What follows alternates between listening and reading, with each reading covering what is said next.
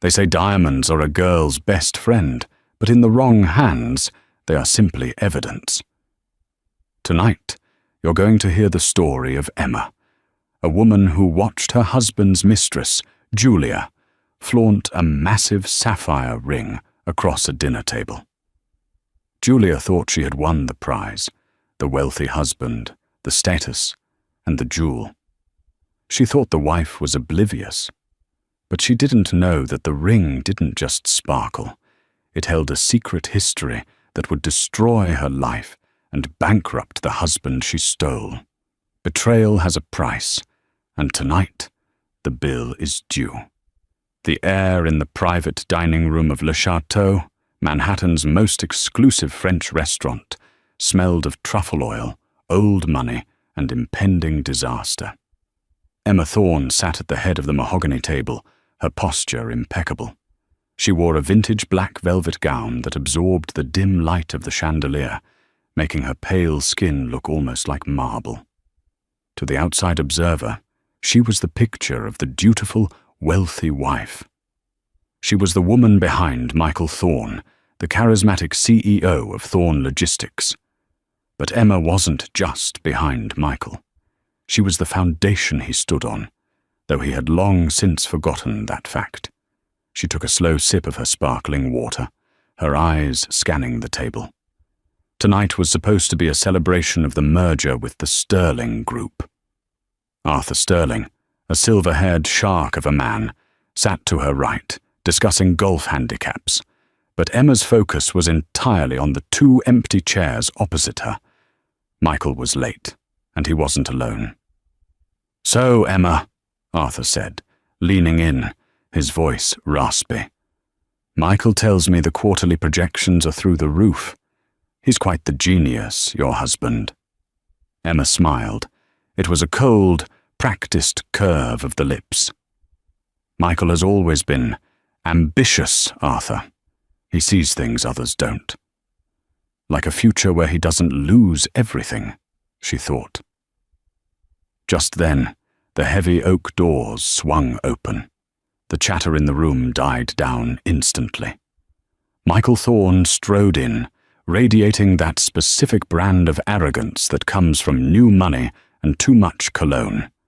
He was handsome, in a broad, aggressive way, wearing a bespoke Italian suit that cost more than most people's cars. But no one was looking at Michael. Clinging to his arm was a woman who looked like she had walked out of a high-definition Instagram filter. She was young, painfully young, with cascading blonde extensions and a red dress that was perhaps a size too small and a shade too bright for a business dinner. This was Julia Vance, Michael's executive assistant. Emma felt a familiar burning sensation in her chest, but she extinguished it instantly with a mental splash of ice water. She had known about Julia for 6 months. She knew about the condo in the West Village. She knew about the trips to Cabo labeled as supply chain inspections. She knew everything. "Apologies for the delay, everyone," Michael boomed, his voice filling the room. Traffic on the FDR was a nightmare, and of course, we had to stop for a little celebration on the way. He squeezed Julia's waist tight, too tight for a boss and his employee. Julia giggled, a sound that grated on Emma's nerves like sandpaper. "Michael is such a perfectionist," Julia cooed, scanning the room. Her eyes landed on Emma, and for a split second, the mask slipped. There was a flash of triumph in the girl's eyes, a look that said, "I'm here, and you can't do anything about it." "Emma, darling," Michael said, guiding Julia to the empty seats. "You remember Julia, don't you? I needed her here tonight to take notes on the merger details. Critical stuff." Emma didn't blink. "Of course. Julia, it's lovely to see you again. I wasn't aware executive assistants were required for celebratory dinners, but Michael does rely on you so heavily."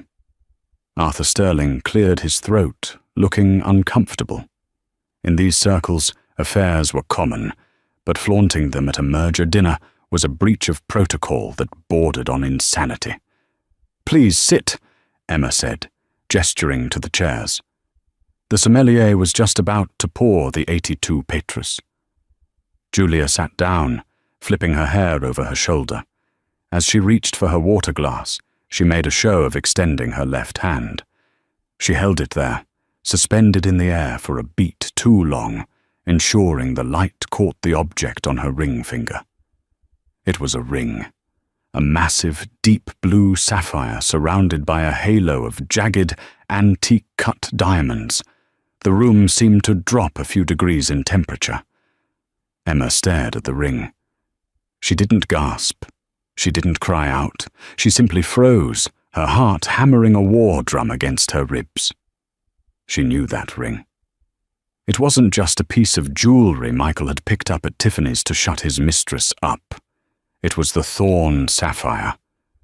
It had belonged to Emma's grandmother, a matriarch of the shipping industry, who had been buried with a replica because the real one was too valuable to put in the ground. It was supposed to be in the safety deposit box at the bank, a box only Michael and Emma had access to. Michael had stolen it. He had stolen her family legacy and put it on the finger of a 24-year-old girl he met at a boat show. Julia saw Emma staring.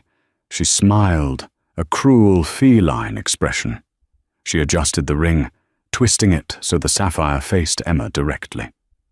"Is something wrong, Mrs. Thorne?" Julia asked, her voice dripping with faux concern. "You look a little pale." Emma slowly picked up her napkin and placed it on her lap. The shock had passed, replaced by a cold, lethal clarity.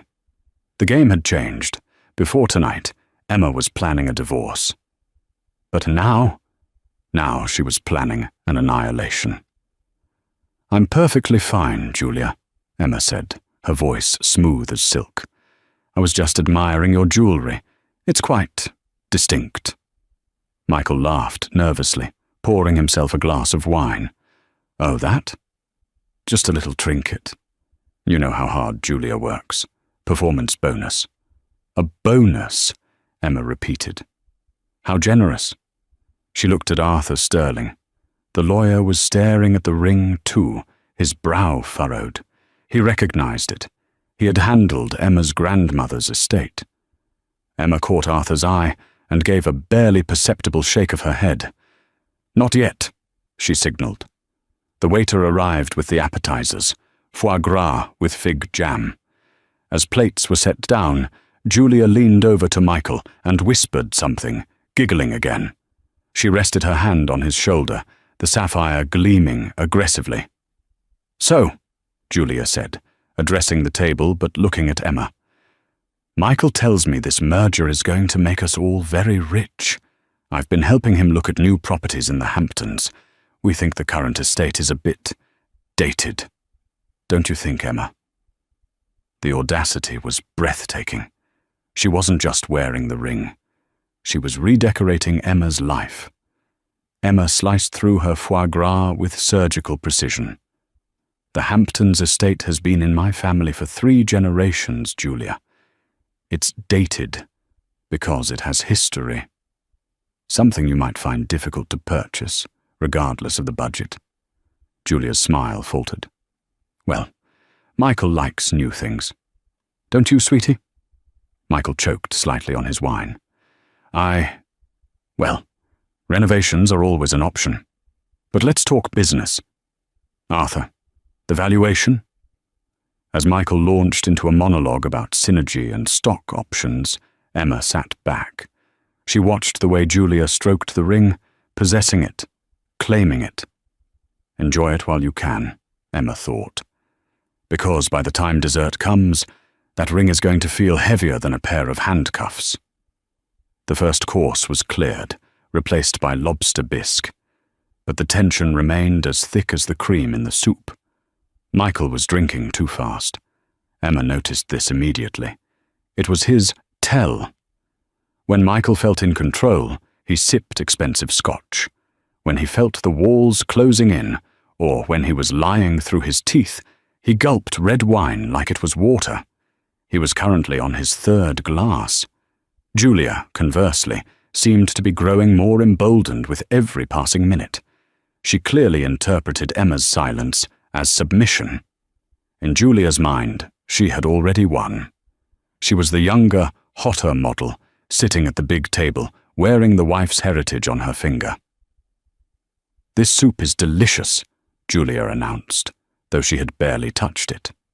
She turned to Arthur Sterling. "You know, Michael and I were discussing the branding for the new company. I think Thorn Global sounds much better than keeping the legacy names attached. It's time for a fresh start, right?" Arthur Sterling, who had been the legal counsel for Emma's father for 30 years, wiped his mouth slowly. He looked at Michael. "Is that so? You're consulting on branding now, Miss Vance?" "I have a good eye for what people want," Julia said, flashing the ring again as she gestured. "And people want power. They want Michael." Emma took a sip of water. "Interesting perspective," she said quietly. "Though usually, branding decisions are made by the board of directors, not during pillow talk." Julia's eyes narrowed. "Michael is the board, essentially. Everyone knows he runs the show." Michael laughed, a booming sound that lacked mirth. Now, let's not bore the ladies with corporate structure, eh, Arthur? Julia is just enthusiastic. She's very passionate." "I can see that," Emma said. She turned her gaze directly to the ring. It was time to start pulling the thread. "Speaking of passion, Michael, that is a truly remarkable piece of jewelry you gave Julia. You called it a performance bonus?"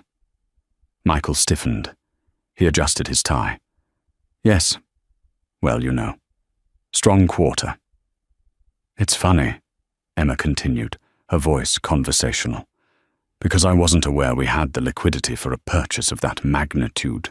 A sapphire of that size.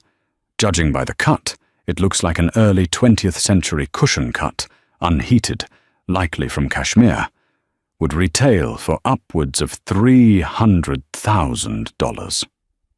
Julia's eyes widened. She looked down at the ring with newfound greed. She clearly had no idea of its value. She just knew it was big and blue. 300,000? She breathed. "At least," Emma said. "Perhaps double, if it has a specific provenance." She looked at Michael. "Did you go to Sotheby's, darling? Or perhaps Christie's?" Michael was sweating now. Beads of perspiration were forming on his forehead, despite the cool air conditioning. I have a private dealer. Look, Emma, why are we talking about jewelry? We have a merger to sign." "Because details matter, Michael," Emma said. "You know how much I love antiques. May I see it closer, Julia?" Julia hesitated. Her instinct was to pull her hand away, to hoard her treasure. But she also wanted to rub it in Emma's face. She wanted Emma to see every facet of her defeat. "Sure," Julia said, extending her hand across the table. "But don't touch. I just got it sized." Emma didn't need to touch it. She leaned in, her eyes locking onto the setting. There, on the side of the platinum band, was a tiny, almost invisible engraving. "Vincit qui patitur." He conquers who endures, the family motto of the Van der Hoven family, Emma's mother's maiden name. It was undeniable. Michael had raided the deposit box at the grand downtown branch of Sovereign Bank. "Beautiful," Emma whispered. "Truly one of a kind." "Michael has excellent taste," Julia preened, pulling her hand back. "He certainly takes risks," Emma said, leaning back. "Tell me, Julia, did he tell you where he got it?" "He said he had it custom-made for me," Julia lied, or perhaps she was repeating Michael's lie. "He said the blue matches my eyes." Emma laughed softly, a dry, humorless sound. "Custom-made? How fascinating, because that setting is Edwardian. They stopped making those prongs in 1915. The table went silent. Michael slammed his wine glass down, sloshing red liquid onto the white tablecloth. "Emma, enough with the history lesson. You're boring everyone." I find it fascinating, Arthur Sterling interjected. His voice was like gravel. He was looking at Michael with a predator's gaze. Arthur knew the motto. He knew the ring. And now he knew Michael was not only an adulterer, but a thief. Michael, Arthur said slowly. Perhaps we should discuss the assets listed in the merger agreement, specifically the liquid assets and the personal holdings. We can do that later, Michael snapped. Let's order the main course. Waiter.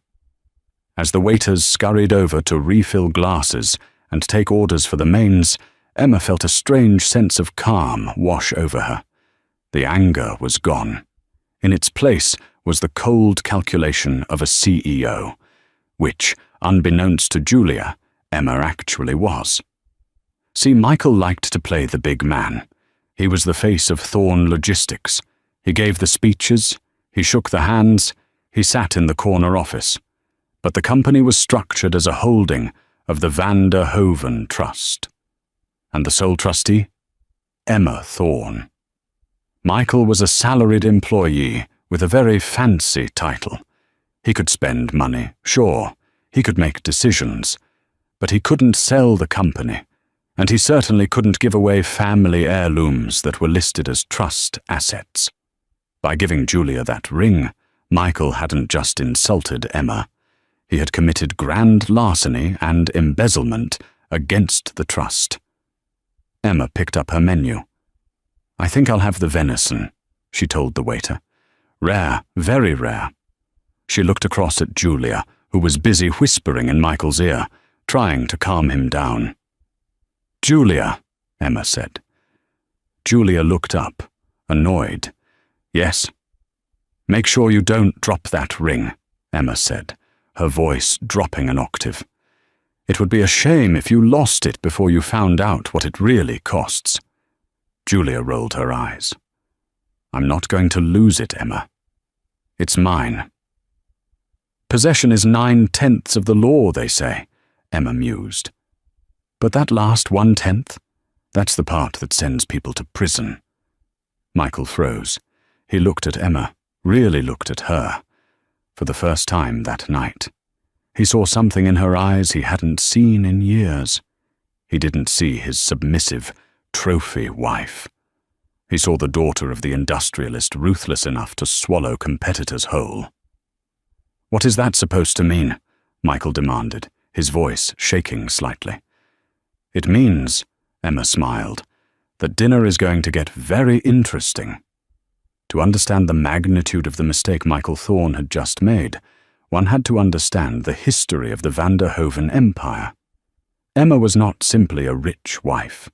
She was the only child of Ethan van der Hoven, a man who had built a shipping empire not with handshakes, but with ironclad contracts and ruthless acquisition strategies. When Ethan died 10 years ago, the world assumed his handsome, charismatic son-in-law, Michael, had inherited the throne. The newspapers ran headlines like, "The new king of logistics, Michael Thorn takes the helm." But the newspapers didn't read the fine print of Ethan's will. Ethan had liked Michael. He found him charming, energetic, and useful for public relations. But Ethan didn't trust Michael with money. He had seen the way Michael gambled on sure things, the way he bought sports cars he didn't drive, and the way his eyes wandered to every passing skirt. So, Ethan had constructed a cage made of gold. The entire company, the real estate, the liquid assets, and yes, the jewelry collection, were placed into the Van der Hoven Irrevocable Trust. Michael was appointed CEO of the operating company, drawing a generous salary and receiving a discretionary bonus. But the power, the veto rights, the ownership of the physical assets, that remained with the trustee, Emma. For 10 years, Emma had allowed Michael to play the part. She stayed in the background, raising their 2 children, currently away at boarding school in Switzerland, organizing the galas, and quietly correcting Michael's business errors from the shadows. When Michael wanted to buy a fleet of trucks that were mechanically unsound, Emma quietly had the legal team kill the deal. when Michael wanted to invest millions in a tech startup that was clearly a Ponzi scheme, Emma lost the paperwork until the window closed. She had protected him from himself. She had built the myth of Michael Thorne, the genius CEO. And how did he repay her? By finding a 24-year-old Instagram model, moving her into a condo paid for, Emma now realized, likely by skimming from the maintenance budget and stealing the family matriarch's engagement ring. The ring was the final straw. Emma sat at the table in Le Chateau, watching Michael laugh too loudly at one of Arthur's polite jokes. She remembered the day she had shown Michael the deposit box. It was 5 years ago. They were updating their wills. She had opened the heavy steel box at Sovereign Bank, and the blue light of the sapphire had flooded the small, sterile room. "It's worth more than the house," she had told him. "It's the fail-safe. If everything goes to zero, if the world ends, this ring rebuilds the family." Michael had looked at it with hunger, not reverence. "Why keep it locked away?" he had asked. "It should be seen. It's not for show, Michael. It's insurance." He must have gone back. He must have forged her signature on the access logs. The audacity was staggering. Sovereign Bank had strict protocols.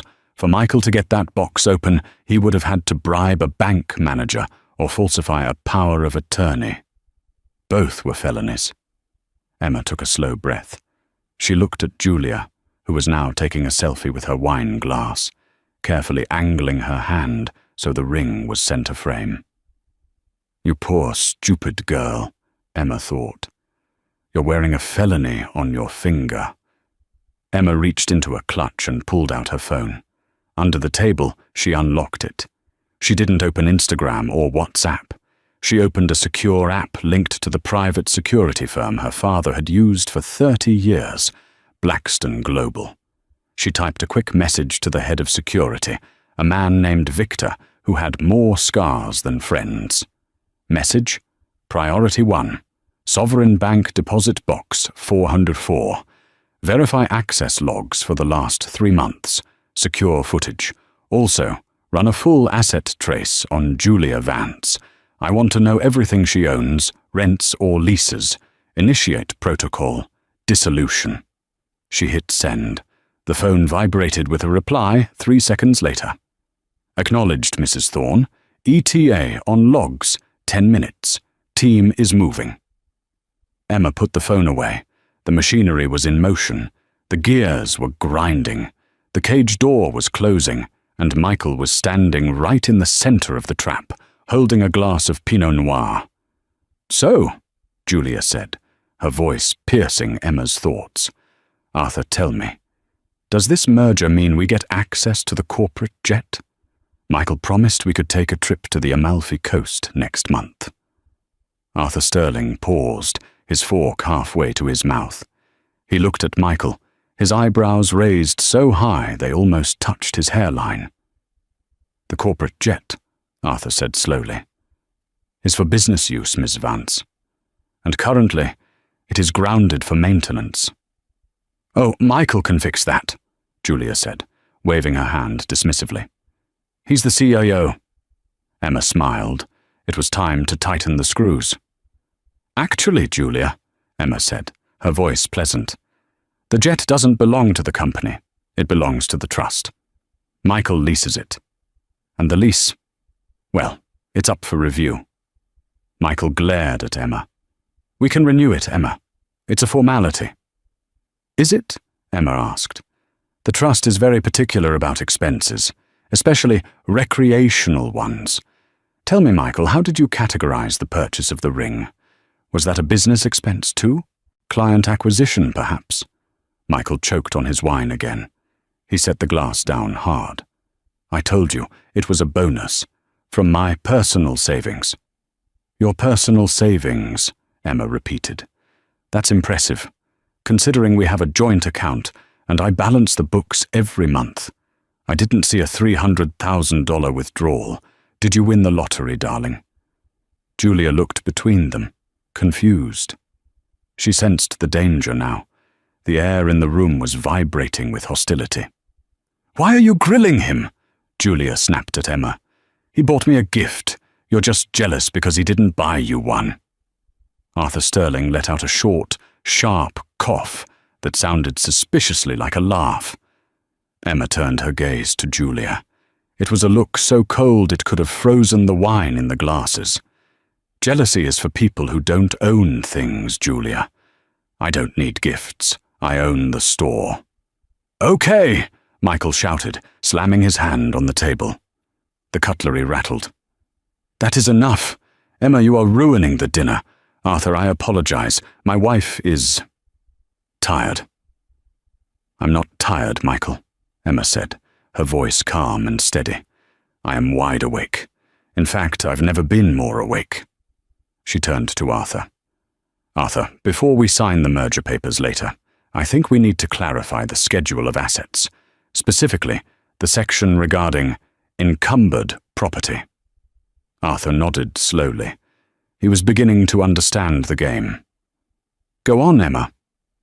"If an asset listed as collateral for the company is missing," Emma said, looking directly at the sapphire ring, "then the merger is fraud.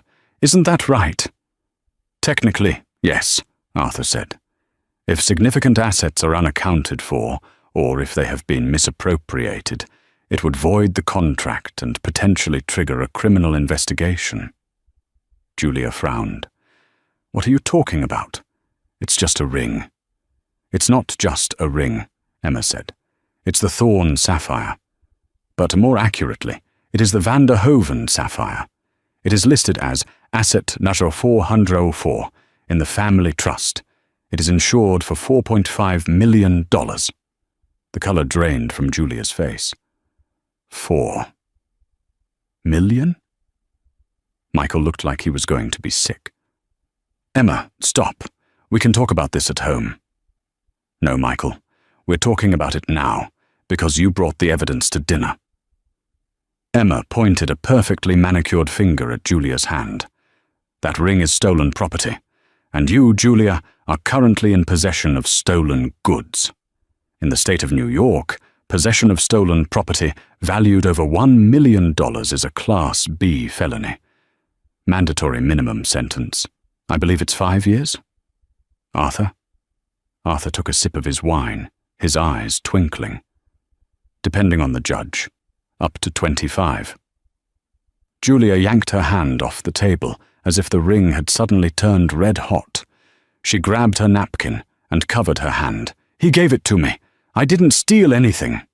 "Ignorance of the law is not a defense, Julia," Emma said, "especially when the rightful owner is sitting across from you telling you it's stolen."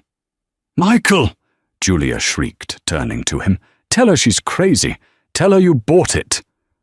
Michael opened his mouth, but no sound came out. He was trapped. If he admitted he stole it, he was going to jail. If he said he bought it, he had to produce a receipt for $4 million. Money he didn't have. Michael stammered. "I borrowed it." "Borrowed?" Emma raised an eyebrow. "You borrowed a multi-million-dollar heirloom from a high-security vault without the trustee's permission. That's not borrowing, Michael. That's embezzlement." Just then, Emma's phone buzzed again. She glanced at it. "Victor, logs confirmed. Michael Thorne accessed box 404 3 days ago. Forged signature detected on entry slip. Video evidence secured. Police are on standby, per your instruction." Emma smiled. It was the smile of a predator who had just felt the trap snap shut. "Well," Emma said, looking up, "it seems we have a problem. My security team just confirmed the theft. They have the video of you at the bank, Michael." Julia let out a small whimper. She started trying to pull the ring off her finger, but her hands were sweaty, and her fingers were swollen from the salty food and the alcohol. The ring wouldn't budge. "It's stuck!" Julia panicked, tugging at the sapphire. "Get it off! Get it off me!" "Calm down, Julia," Michael hissed, grabbing her wrist. "Stop making a scene." "I don't want to go to jail," Julia screamed, her voice rising to a hysterical pitch. "You told me you were rich. You told me she was a nobody." "I am rich," Michael yelled back, losing his composure entirely. "I am the CEO." "You," Emma cut in, her voice like a gavel striking a desk, "are a glorified manager, Michael. And as of this moment, you are unemployed." The room went dead silent. Even the waiters stopped moving. "You can't fire me," Michael sneered. "I built this company." "My father built this company," Emma corrected. "You just rented the chair, and per the morality clause in your employment contract, Section 8, Paragraph C, committing a felony and engaging in conduct that damages the reputation of the firm are grounds for immediate termination with cause. No severance. No stock options. Nothing." She looked at Arthur. "Arthur, do you have the termination papers? I believe we prepared a draft last year when he lost that $50K in Vegas, just in case." Arthur reached into his briefcase, which had been sitting by his feet. He pulled out a thick file folder. He placed it on the table. "I always keep a copy, Emma. Prudence is a virtue." Michael stared at the folder. His face turned a shade of purple that clashed violently with the red wine stain on the tablecloth.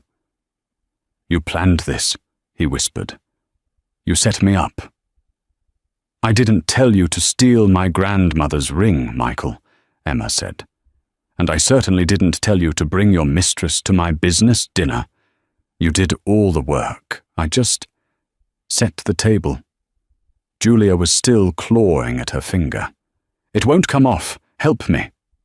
She grabbed a butter knife, looking desperate enough to cut her own finger off. "Don't do that," Emma said sharply.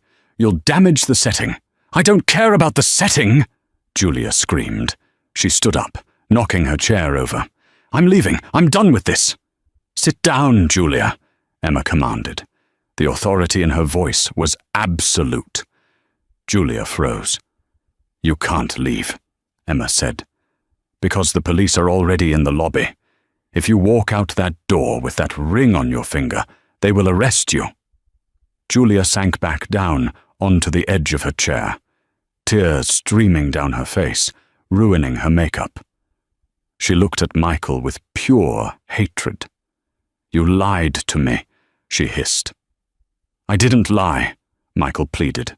"I was going to put it back. It was just for a while. Once the merger went through, I was going to buy you a real one." "So it's a fake?" Julia asked, hope sparking in her eyes. "No," Emma answered for him. "The ring is real. His promises were the fakes."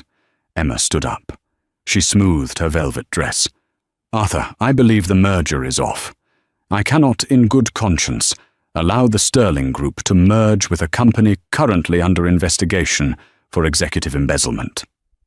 Arthur nodded solemnly, though a faint smile played on his lips. "I agree, Mrs. Thorne. We will withdraw our offer immediately." "Wait!" Michael stood up, his hands shaking. "Arthur, please, you can't walk away. The stock will tank. I'll be ruined." "You are already ruined, Michael," Emma said. "The stock will recover once the board announces the new leadership. But you?" She looked him up and down. "You are a liability." She turned to Julia. "Now, about my ring. We can do this the hard way or the easy way." Julia held out her hand, trembling violently. "I can't get it off, I swear." Emma reached into her purse again. She pulled out a small, elegant bottle of lotion, high-end hand cream she always carried. "Here," Emma said, sliding the bottle across the table. "Use this, and be careful. If you drop it—" Julia snatched the lotion. She frantically rubbed it onto her finger. She twisted and pulled, gasping in pain as the metal scraped over her knuckle. Finally, with a wet pop, the ring came free. Julia held it in her slippery palm. She looked at it one last time, the symbol of the life she thought she was stealing. Now, It was just a rock that had almost cost her her freedom. She looked at Emma, terrified. "Here," she said, extending her hand. "I don't want it covered in your lotion," Emma said coldly. "Drop it." "What?" "Drop it in the glass," Emma said, pointing to her own glass of sparkling water. "Clean it." Julia hesitated. The entire restaurant was watching now. The humiliation was total. With a shaking hand, Julia held the thorn sapphire over Emma's glass. Plink. The heavy ring hit the water and sank to the bottom, bubbling as it settled. The diamonds sparkled through the liquid and glass, untainted by the sordid affair. "Good," Emma said. She picked up the glass, swirling the water gently. "Now, Julia, I suggest you leave. The police are still in the lobby, but if you leave without the ring, they might just let you go with a warning, assuming you tell them exactly what Michael told you to do." Julia didn't wait. She didn't look at Michael. She grabbed her purse and ran for the door, her heels clicking frantically against the parquet floor. Michael stood alone. His mistress was gone. His merger was dead. His job was over. He looked at Emma. "Emma, please, we can fix this. Think of the kids." Emma looked at him with eyes as dry as a desert. "I am thinking of the kids, Michael. That's why I'm ensuring their inheritance isn't squandered by a thief." She turned to Arthur. "Shall we go, Arthur? I believe I've lost my appetite." "Indeed," Arthur said, standing up. But the night wasn't over. Michael, desperate and cornered, wasn't going to go down without a fight. "You can't just walk out," Michael roared, grabbing a steak knife from the table. His eyes were wild. "I made you. You were nothing but a sad little heiress before I came along." Security guards, the restaurant's bouncers, started moving toward the table. Emma didn't flinch. She looked at the knife in his hand, then up at his face. "Put it down, Michael, before you add assault with a deadly weapon to the list." This was the tipping point, the point of no return. The silence in the private dining room of Le Chateau was absolute, broken only by the heavy, ragged breathing of Michael Thorne. He stood there, a silver steak knife gripped in his right hand, his knuckles white. The blade wasn't large, perhaps 4 inches of serrated steel meant for cutting filet mignon. But in the hands of a man watching his entire life incinerate, it looked like a saber. The other diners in the restaurant had gone quiet. A waiter dropped a tray of glasses in the distance, the crash echoing like a gunshot. But Michael didn't flinch. His eyes were locked on Emma. "You think you can just take it all back?" Michael spat, saliva flying from his lips. "I spent 10 years smiling at your boring friends. 10 years pretending to care about your father's legacy. I earned this." Emma didn't move. She didn't recoil. She sat perfectly still, her hands folded in her lap, looking at him with an expression of mild disappointment, as if he were a child throwing a tantrum in a supermarket. "You earned a salary, Michael," Emma said, her voice calm but carrying to every corner of the room. "You were paid well to do a job, but somewhere along the line, you confused employment with ownership." "I am the face of this company," he screamed, waving the knife. "Without me, the stock crashes.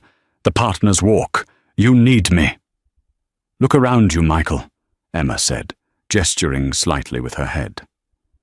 Michael blinked, his tunnel vision widening for a fraction of a second. He saw Arthur Sterling, the lawyer, hurriedly shoving documents into his briefcase, distancing himself from the blast radius. He saw the terrified waiters huddled by the kitchen doors. And then he saw the movement in the shadows. Victor, the head of Emma's private security, had stepped out from the hallway. He was a massive man, an ex-Marine with a shaved head and a suit that struggled to contain his shoulders. He wasn't alone. Behind him were two uniformed NYPD officers, their hands resting on their holsters. "Drop the knife, Mr. Thorne," Victor said. His voice wasn't loud, but it had the finality of a tombstone. Michael looked at the police, then back at Emma. The reality of the situation began to dawn on him. He wasn't a violent man. He was a soft man, a man of luxury and comfort. He had never been in a fistfight in his life. The knife was just a prop, a desperate attempt to regain control in a room where he had none. "Emma!" Michael's voice cracked. The rage evaporated, replaced by a pathetic, whining fear. "Emma, tell them to leave. Please, we can work this out. I'll go to counseling. I'll sign a post-nup. Anything." Emma slowly stood up. She picked up the glass of water containing the sapphire ring. She swirled it, watching the jewel dance at the bottom. "You're right, Michael. You will sign something, but it won't be a post-nup." "Officer," Emma called out, "my husband seems to be having a breakdown, and he is currently threatening me with a deadly weapon." "No, I'm not!" Michael dropped the knife. It clattered onto the table, bouncing off a bread plate. He held his hands up. "See? No knife. It was a mistake." The officers didn't care about the retraction. They moved in with efficient, practiced speed. "Michael Thorne, turn around and place your hands behind your back," the lead officer, a stern man named Sergeant Miller, commanded. "You can't do this," Michael shouted as they grabbed his arms. "Do you know who I am? I'm on the cover of Forbes." "Turn around," Miller barked, spinning Michael around and slamming him chest-first against the wall. The sound of handcuffs ratcheting shut was the loudest sound in the room.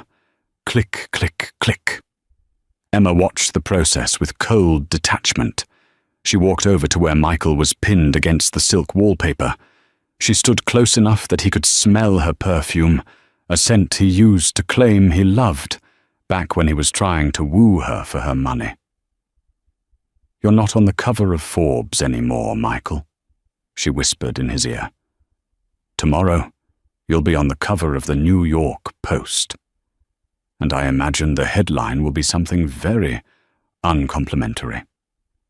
"I'll destroy you," Michael sobbed, his face pressed against the wall. "I'll tell them everything. The tax shelters, the offshore accounts." Emma laughed softly. "My father's accounts are bulletproof, Michael. We pay our taxes. That's the difference between old money and whatever it is you are. We don't need to cheat to win." She turned to the officers. "Take him away. I'll be down to the precinct in the morning to file the formal statement regarding the theft of the heirloom." "Understood, Mrs. Thorne," Sergeant Miller said.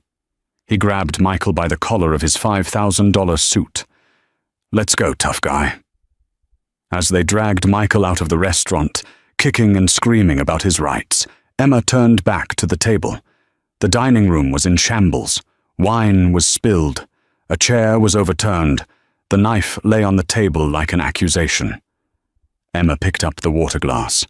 She fished the ring out with 2 fingers, shaking off the droplets. It was cold and heavy. She slipped it onto her finger. It fit perfectly. "Arthur," she said, turning to the lawyer who was still clutching his briefcase. "Yes, Emma," Arthur said, looking pale. "I apologize for the interruption to our dinner," she said smoothly, "but I think it's best if we reschedule the merger talks. I have some housekeeping to do at the firm first." Arthur nodded vigorously. "Of course, absolutely. Whenever you're ready." "Good." Emma signaled for the maitre d', who was hovering nervously nearby. "Jean-Pierre," she said. "Yes, Madame Thorne. I am so sorry." "Don't be," she cut him off. "Put the dinner on the company card, but not the wine Michael drank. Bill that to his personal account. I want the paper trail." "Of course, madam." Emma grabbed her clutch. She walked out of the restaurant, her head held high. She didn't look back at the mess. She didn't look back at the empty chair where Julia had sat. She walked out into the cool New York night where a black town car was waiting. The war at the restaurant was over, but the massacre in court was just beginning. 3 weeks later, the atmosphere in the conference room of Sterling, Holloway and Partners was significantly less emotional than the dinner, but infinitely more brutal. The room was sterile. Glass walls, grey carpet, and a long table piled high with bankers' boxes. Emma sat on one side, flanked by Arthur Sterling and a forensic accountant named Sarah Jenkins, a woman with glasses so thick they looked like magnifying loupes, and a personality that could curdle milk. On the other side sat Michael. He looked terrible. The 3 weeks had aged him 10 years. He was out on bail, paid for by his parents, who had to remortgage their house in Ohio because Emma had frozen all of their joint assets. But he looked like a man who hadn't slept since the arrest. His suit was wrinkled. He hadn't shaved in 2 days. Beside him was his lawyer, a court-appointed attorney named David Ross. Michael couldn't afford a high-powered defense team anymore. "Mr. Thorne," Arthur Sterling began, opening a file, "we are here to discuss the terms of the dissolution of marriage and your separation from the Van der Hoeven Trust." "I want half," Michael croaked. His voice was hoarse. "New York is an equitable distribution state. I want half of everything acquired during the marriage." Emma didn't even look up from her iPad. She was scrolling through emails. David Ross, Michael's lawyer, cleared his throat. "My client is correct. Despite the unpleasantness at the restaurant, the marital assets are subject to division. Mr. Thorne contributed significantly to the growth of the company over the last decade." Sarah, the forensic accountant, laughed. It was a dry, terrifying sound. "Contributed?" Sarah asked. She pushed a stack of papers across the table. "Is that what we're calling it now?" Michael looked at the papers. "What is this?" "That," Sarah said, "is a summary of unauthorized withdrawals from the corporate operating accounts over the last 4 years. It totals $3.2 million. Michael went pale. Those were business expenses, networking, client entertainment." "We have the receipts, Michael," Sarah said. "Unless client entertainment typically involves leasing a penthouse in the West Village under the name of J. Vance and purchasing a Porsche Cayenne registered to the same individual?" Michael stayed silent. "But that's not the worst part," Sarah continued, pulling another file. "See, the company accounts are one thing. That's embezzlement. We can handle that civilly if you cooperate. But this?" She tapped a red folder. "This is why you're going to prison for a very long time." Michael stared at the red folder. "What is it?" "We audited the Children's Trust," Emma said, finally looking up. Her eyes were burning with a cold white fire. "The education fund, the one my father set up for Leo and Sophie." Michael flinched physically, as if she had slapped him. "You didn't just steal from the company, Michael," Emma said quietly. "You drained our children's future, $700,000. Gone." "I was going to put it back," Michael shouted, slamming his fist on the table. "I had a deal pending with the crypto exchange. It was going to triple. I was doing it for them. You were gambling with my children's lives to buy jewelry for your mistress," Emma spat. "And speaking of your mistress," she pressed a button on the intercom. "Send her in." The door opened. Michael turned around. Julia Vance walked in. She looked different. Gone was the red dress and the extensions. She was wearing a modest grey pantsuit. Her hair was tied back in a severe bun. She looked tired, scared, and very small. She was accompanied by her own lawyer. "Julia," Michael breathed. "What are you doing here? Baby, tell them I loved you." Julia didn't look at him. She walked past him and sat at the far end of the table, next to Emma. "Julia has entered into a cooperation agreement with the district attorney's office," Arthur Sterling announced. "In exchange for immunity regarding the possession of stolen property, specifically the sapphire ring, she has agreed to testify regarding your financial activities." You turned on me?" Michael whispered. The betrayal in his voice was palpable. "I gave you everything." Julia finally looked at him. Her eyes were red-rimmed. "You gave me a stolen ring and a lease I can't pay for, Michael. The FBI came to my mum's house. They threatened to take her house because you used her address for one of your shell companies." "I was protecting assets," Michael pleaded. "You used my mother," Julia screamed. "You told me you were divorced. You told me Emma didn't care about you. You lied about everything." She took a deep breath and turned to Emma. Emma, I have the files, the ones he kept in the safe at the condo, the black ledger." Michael let out a sound like a wounded animal. "No, not the ledger." "The ledger?" Sarah, the accountant, perked up. "Is that where he kept the records of the kickbacks from the construction vendors?" Julia nodded. "Yes. He was taking 10% off the top from the warehouse expansion project. It's all in there. Dates, amounts, names." Emma looked at Michael. He was slumped in his chair, defeated. The fight had left him. The swagger was gone. The king of logistics was now just a petty thief, caught red-handed by the women he had underestimated. "So," Emma said, clasping her hands, "here is the offer, Michael. And it is a one-time offer." Michael looked up, tears streaming down his face. "What?" "You will sign the divorce papers. You will sign over full custody of the children. Though frankly, seeing as you'll be incarcerated, that's a formality. You will waive all rights to the marital assets. You will leave this marriage with exactly what you came into it with. Nothing." "And if I don't?" "If you don't," Emma said, "I hand the black ledger to the FBI, and instead of 5 years for embezzlement, you'll be looking at 20 years for wire fraud, money laundering, and tax evasion. And I will make sure you serve every single day of it." Michael looked at his lawyer. David Ross shrugged. "Take the deal, Mr. Thorne. You have no cards left." Michael looked at Julia, who was staring at the table, refusing to meet his eyes.